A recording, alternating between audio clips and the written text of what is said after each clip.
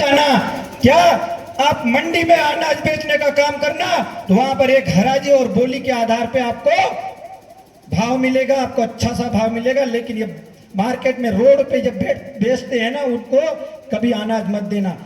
जोबट की मंडी बंद है, अम्बा की मंडी बंद है, और अलीराजपुर की मंडी बंद है, छत्तला की मंडी बंद है। ये सब लोग अपन मिलके उसको चालू करवाएंगे, आप लोग साथ देंगे तो। जब गुजरात के अंदर आज भोकाला दिया, गुजरात के अंदर कोई भी व्यक्ति, कोई भी नेता है कि कोई भी है, उसका कोई गुजरात के अपने आदिवासियों के लिए आज भी आवाज नहीं उठाई गई है। क्योंकि वहां पर अपने लोग वहां पर दर दर भटक रहे हैं। वहां पर अगर मिस्त्री का काम कर रहा है तो नाली के पास में झोपड़ा बनाकर मजदूरी का काम कर रहा है। जब वहां पर कंपनी में अगर काम कर रहा है, वहां पर अगर नाले के पास में उसको रूम बनाकर और थोड़ा सी झोपड़ी बनाकर वहां पर रह रहा है। आज ऐसी स्थिति बन गई है मालिक की, आज आदिवासी इस देश का मालिक बोलता है, लेकिन आज नौकर बन के बैठा है। ये अपने को जानने की कोशिश है। और वहां पर अपने जितने भी जो भाग्य के अंदर एक संगठन माध्यम से वहां पर हमने आवाज उठाई है, तो ये बात वहां पर पहुंच रही है। और वहां पे जो जितने भी जो खेडूत है, खेडूत क्या बोल रहे हैं, आपको जागने की जरूरत नहीं है, आप अगर इस प्रकार से करेंगे तो आपको जेल में ठुसाया जाएगा, ये बोला। जब हमारा कदम सिंह गनावा ने आवाज उठाई तो उसको 4 बार थाने के अंदर पहुंचा दिया। कितने? 4 बार। कहा गुजरात के अंदर उसने आवाज उठाई तो गलत किया क्या उसने? 4 बार उसको, जब मैंने एसपी साहब से बात करके उसको छुड़वाया रात को 12-12 बजे तक। आज व्यक्ति वहां पर कलेक्टर साहब के सामने सीना ठोक के खड़ा रहता है और उनको मुआवजा देने के लिए बात करी। और वहां पर 10,000 करोड़ रुपए की वहां पर तहसील के अंदर 10,000 करोड़ वो तहसील के अंदर उप सरकार ने उसको दिया मुआवजा खेडूत लोगों को देने का। लेकिन वहां पर खेडूत ज्यादा खेती में काम नहीं करता है, सबसे ज्यादा भाग्य काम करता है, उसको 1% का भी मुआवजा नहीं दिया गया है। और वहां पर भाग तो रख लेते हैं, लेकिन वहां पर शौचालय नहीं है। वहां पर शौचालय अगर होगा तो हमारी बहन बेटी की इज्जत निशान के साथ नहीं खिलवाड़ करेगा। और वहां पर आज की तारीख में इतना अत्याचार हो रहा है। और जब पुलिस थाने के अंदर अपन जाते ना और अपने बोलते हैं, यहाँ पर सीना ठोक के बोलते हैं हम आदिवासी है। अगर वह गुजरात के अंदर थाने में जाते हैं ना, अपने को मच्छर बराबर नहीं मानते। क्या बोलते हैं? मच्छर बराबर नहीं मानते। अपनी कोई बात नहीं सुनता। वहां पर पूरा दिन रात वहां पर भटक रहेंगे, तब भी नहीं सुनता। जब मैं गुजरात के अंदर हम पप्पू वसुनिया के साथ गए तो हमें वहां पर एक लिलिया के अंदर पुलिस वाला बोले, आप क्यों आ गए यहाँ पर, क्या है आप? मैंने कहा हम आदिवासियों को एक जगाने का काम कर रहे हैं। तो उसने बोला हाँ ठीक है, लेकिन एफआईआर नहीं ली।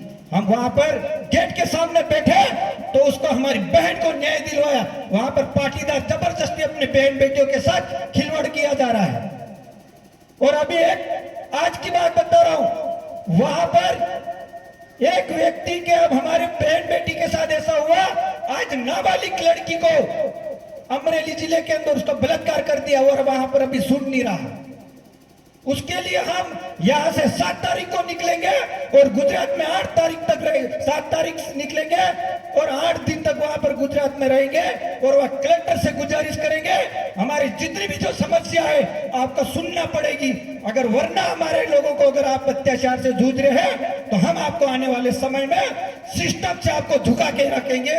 आपको हमारी जो पीड़ा आप समझ रहे हैं, लेकिन आप समझ नहीं पा रहे, लेकिन हम आने वाले समय में हमारी पीड़ा आपको बताएंगे, उसको मानना पड़ेगा। क्योंकि आज जितने भी जो लोग हैं, हम आने वाले समय में गुजरात के अंदर हमारे लोगों को न्याय दिलवाने का काम करेंगे। आज यहाँ पर पूरी गुजरात में भोकाल मचा के बैठ दिया। जितने भी जो लोग हैं वहां के खेडूत के क्या बोलते, छोटी सी मीटिंग भी अभी जैसे 10 लोग बैठने के लिए आपको परमिशन लेना पड़ेगा, ये स्थिति बना रखी। मीटिंग भी करने के लिए मना कर रहे हैं। हमने कहा इस देश के मालिक है, हमको 10 लोग बैठने का अधिकार है।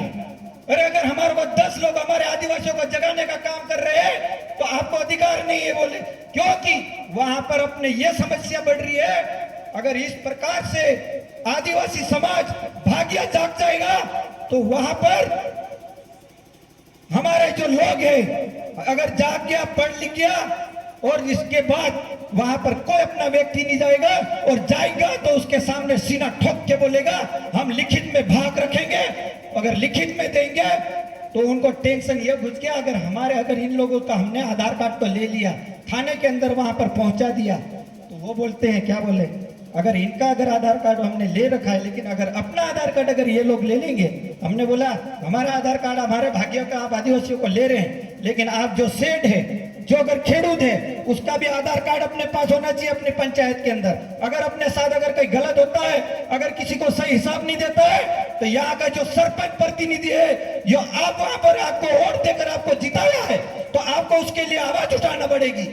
लेकिन आप कब तक इस सरपंच प्रतिनिधि ने आज तक अगर जीतने के बाद हमारे आदिवासी समाज के लिए कोई आवाज नहीं उठाई, और सबसे ज्यादा ठेकेदार बन के बैठ गए हैं, लेकिन कोई आवाज, अगर ठेकेदार बनने का उसका अधिकार है क्या?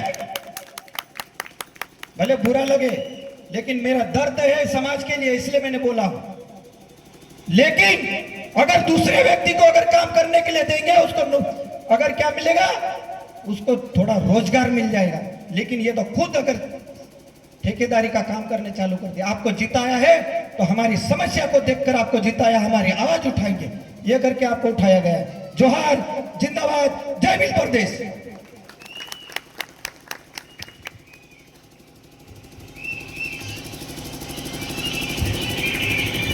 जोहार नेनामा जी, बहुत अच्छा हमारे समाज के लिए आवाज उठाए और दुख भरी कहानी सुनाए।